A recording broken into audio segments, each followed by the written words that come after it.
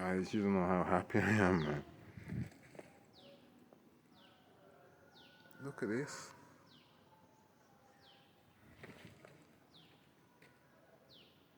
There's a room over here, and it's a bit scary. You see that room straight ahead, behind, past this? I don't really want to go in there, but I want to stay here in Angkor Wat. I want to pretend that I'm here on one of the days and just try and imagine what are people doing in here. I know they're worshipping God, but monks, it's just so many questions, man. Who designed it? Why is the high walls? What was the design of the temple? Who's gonna? I want to know. Who put these bricks here? Who made the design? How come it's still standing? It's just amazing, man. It's just amazing. The design itself, it's really cool. It's soundproof. There's no echoing. This is solid, man. This is solid. There's not much been done to it. It just looks after itself, man.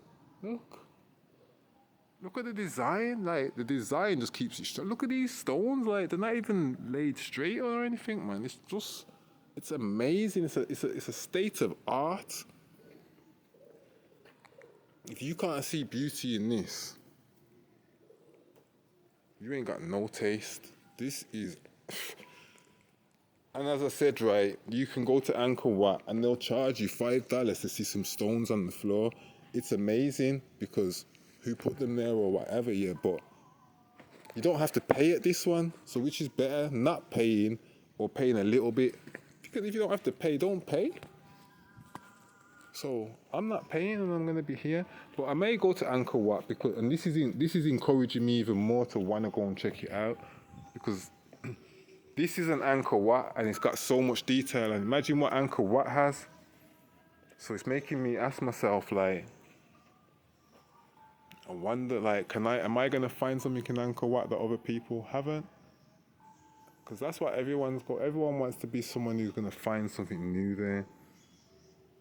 It'd be amazing, wouldn't it? And there's that door again from the side view.